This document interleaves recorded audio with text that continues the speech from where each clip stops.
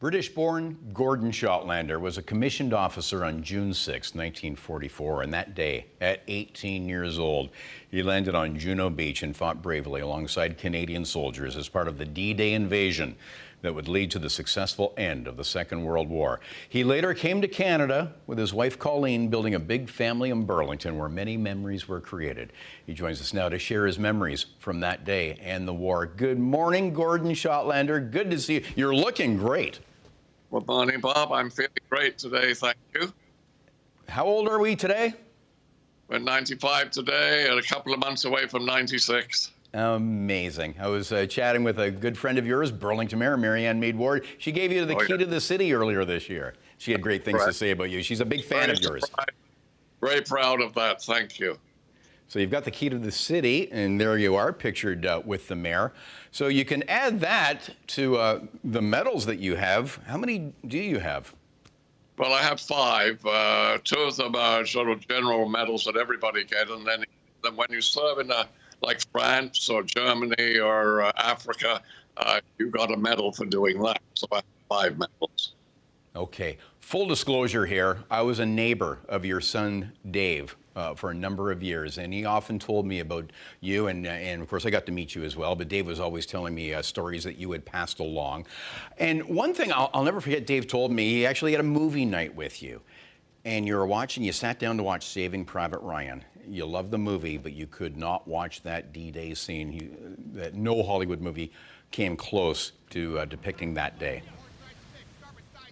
No, that was a terrible, terrible movie for me to watch at that time. And I watched it. I only watched part, walked out of the room. Yeah, so that movie, best as it could, was the only movie that could really depict what you went through. I haven't been chasing after looking for them, but that's the only one that I've heard. It just, I marvel. Did you have any idea, heading towards Juno Beach, what you were going to encounter?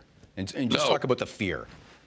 Well, because we were under the impression that with the Air Force and the big Navy ships, sending their shells in, that all of the enemy would be, all the bunkers and everything would be destroyed. But of course, that didn't happen. And we were nearly all seasick because it was quite rough, but we were cold, we just wanted to get ashore. And then after the doors went down, of course, then we were faced with the added prospect of German machine gun fire. You had good friends die right beside you. Yes. Yes. How many? Probably 4 of my best friends. I had a platoon of 30 men, 15 of which didn't make it up to the top of the beach. How long did that take, by the way? How long did that horror last? Well, because, when you get off the boat, you're wading through water, and it's not easy wading through water. And then, of course, you're growing. I would say 5 to 7 minutes, probably at the most. But I can't really tell. But I'm sure it was a long 5 to 7 minutes. Now, when you got past that point, what happened? Well, once we got out under cover, we sort of regrouped. And, of course, the immediate thing you want to do is go out and help the guys that are lying on the beach there, but you're not allowed to do that. So we regrouped, and we were able to have something where you can get a cigarette, although most of our cigarettes were wet.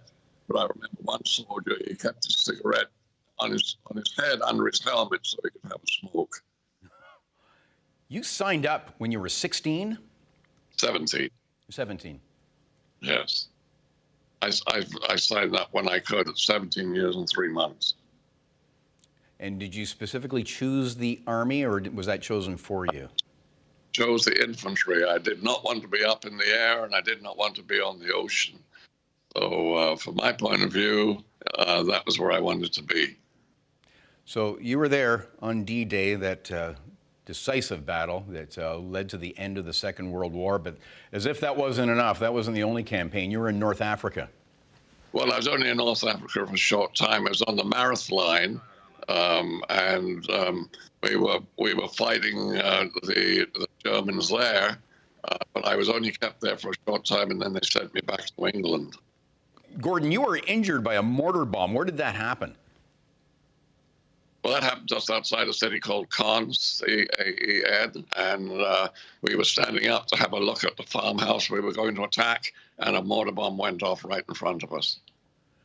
And that is that what sent you? You were sent to Northern Ireland after that? I beg your pardon? You were sent to Northern Ireland after that injury to recover? I was in England and first, and then I was sent to Northern Ireland to recuperate, and that's where I met my wife, Colleen. Colleen. We were married 5 years. And then you started a wonderful life in Burlington. We thank you for your incredible contribution and for your stories, and thanks for sharing them. Looking good. Gordon Schottlander. Thank you. Goodbye.